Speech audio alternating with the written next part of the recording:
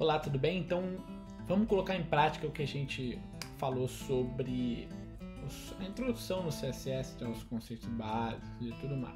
Bom, para ficar fácil de entender, eu vou usar esse site aqui que é o CodePen.io.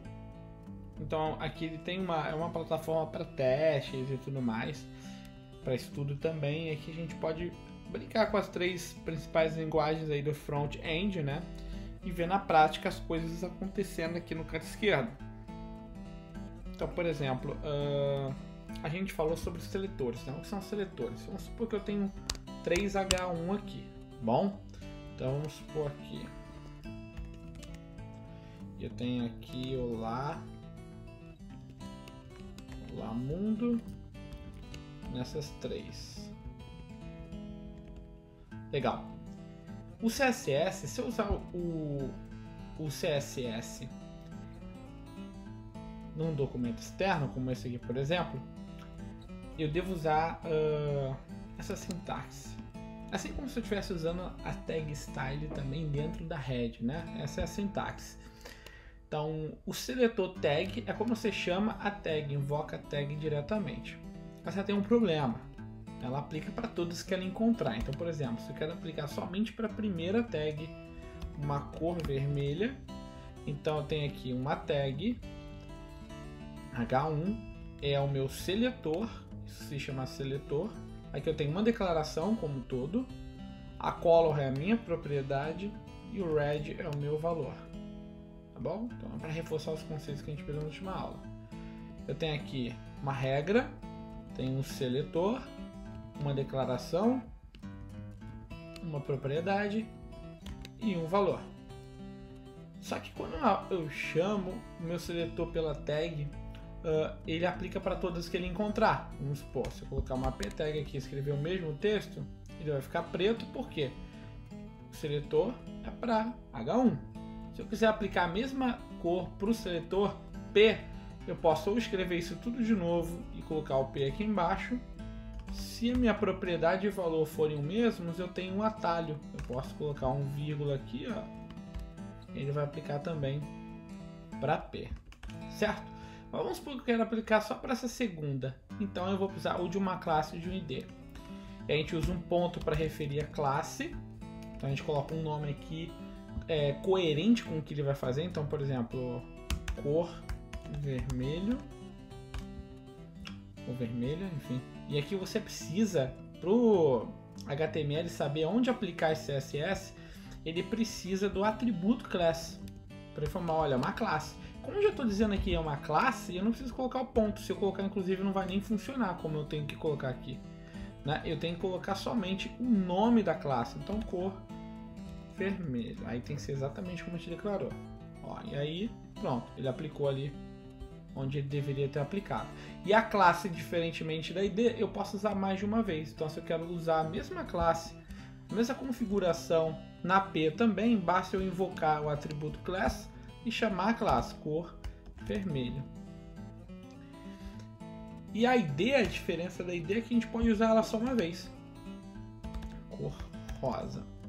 Embora você perceba que no CSS, se você invocar a ID mais de uma vez, ela pode acabar aplicando. Isso não é uma boa prática e no JavaScript não vai funcionar, que é uma linguagem que a gente aprende mais pra frente. Mas então a gente tem que ter esse conceito em mente, né? A classe é para se a gente for usar mais de uma vez, a ideia é quando a gente vai usar uma vez só. Quando eu uso uma ou outra é relativo. Quando você vê que você vai usar uma vez só alguma declaração ou mais de uma declaração, ideal, é mais legal você colocar o ID por questão de organização. Então, por exemplo, aqui eu vou usar só uma vez a cor rosa, então eu fiz um ID. Aí eu tenho que lembrar de colocar o atributo ID. E aí quando eu uso atributo ID, eu também não devo colocar o hashtag, o símbolo de ID, porque ele já sabe. A gente vai colocar então o nome, cor rosa, e aí ele vai aplicar. Perfeito? E aí eu posso colocar outros, fazer novas declarações dentro das minhas classes, então do meu CSS, perdão. Então nesse seletor cor vermelho eu posso colocar um background color blue. Então ele vai ficar fundo vai ficar blue para onde essa classe está sendo chamada, né? Interessante, bacana, né?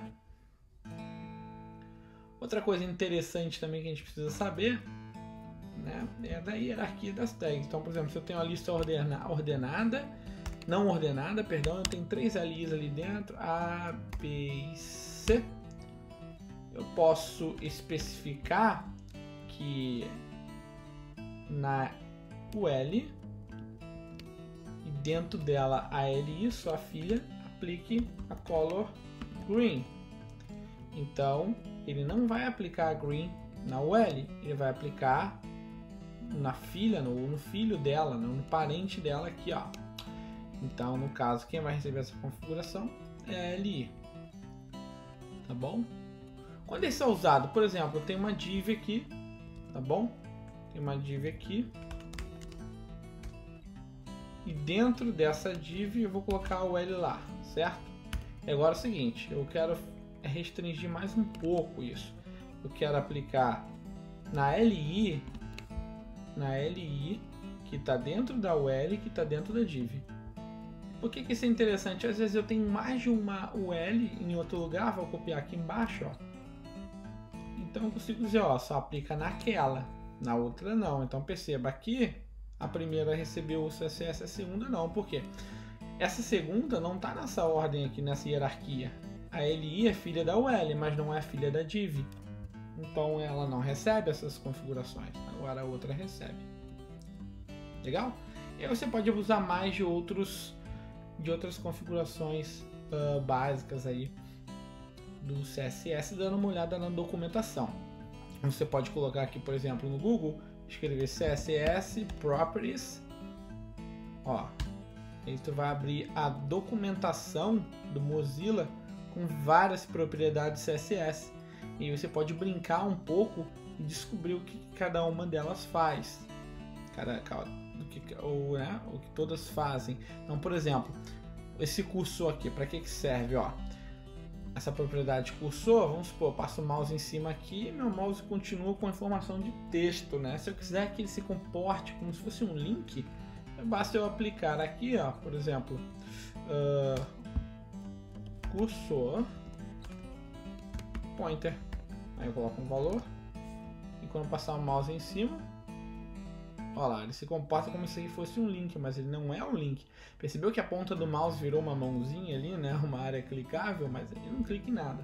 Só um efeito de CSS. Aí o que eu indico para você é dar uma olhada nessa documentação, outras referências na internet.